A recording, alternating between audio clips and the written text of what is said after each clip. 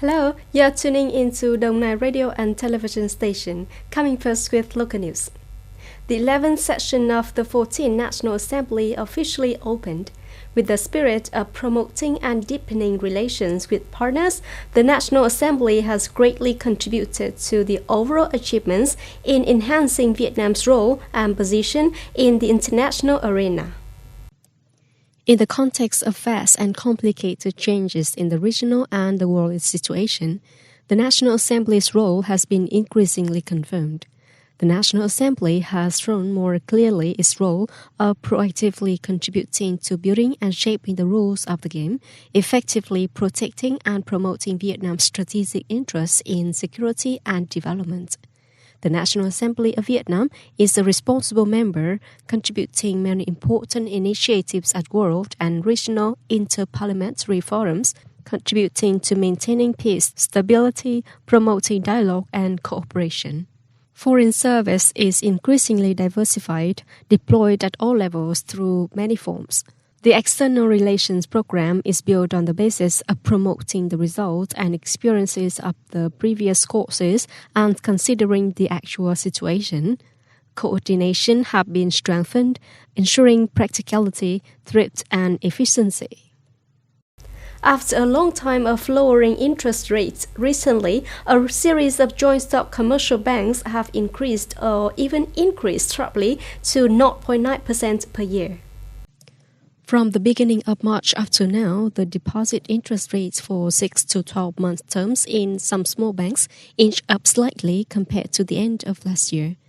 The interest rate ground is adjusted, in which most small banks have attractive interest rates for long terms from 18 to 36 months at over 7% per year. With a term of 6 months, many banks apply the interest rate above 6% per year. Particularly for large banks such as Techcombank, Vietcombank, Vietinbank, BIDV, and Agribank, the interest rate is around 2.8 to 4% per year.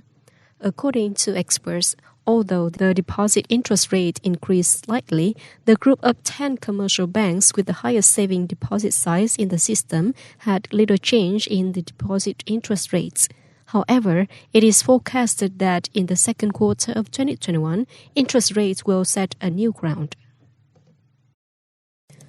According to the General Department of Customs, in the first half of March 2021, the export of textile and garment products increased by $565 million USD, corresponding to an increase of over 79% over the same period in 2020.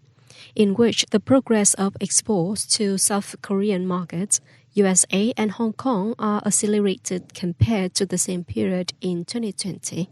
The textile and garment market in 2021 is assessed to recover better than in 2020 because the markets have had social behavior and management in epidemic disease, a new approach. It is predicted that in the second quarter of 2021, the orders for the garment and yarn industry will be guaranteed, continue to have good results. The business will quickly implement the task of forecasting and negotiating new contracts in the third quarter and fourth quarters. The US and the European Union (EU) have restarted bilateral dialogue to discuss solutions to the challenges posed by Russia and China. In particular, concerns from Beijing is particularly noted. At the meeting between U.S. and Secretary of State Antony Blinken and EU High Representative for Security and Foreign Affairs Joseph Borrell in Brussels, Belgium, the U.S. and EU issued a joint statement acknowledging relations with China are multifaceted and said that the two sides will cooperate in the spirit of reciprocity related to economic issues, resilience, human rights, security, multilateralism, and climate change. The US and EU also said they will work together to tackle challenging Russian behavior related to Ukraine and Georgia and threats such as disinformation, election meddling, and cyber attacks. On March the 25th, the two-day summit of the leaders of 27 member states of the European Union (EU) starts in the capital Brussels, Belgium, with the online forum. The agenda of this conference focused on the health crisis caused by the COVID-19 pandemic, the transatlantic relationship, the role of the euro, and the digital transformation in the EU.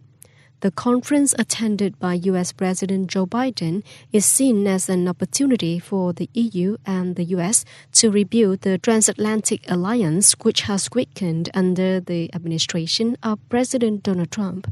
It is expected that EU leaders will dedicate a session to discuss tense relations with Russia. That's all for the news today. Thank you for joining us and goodbye.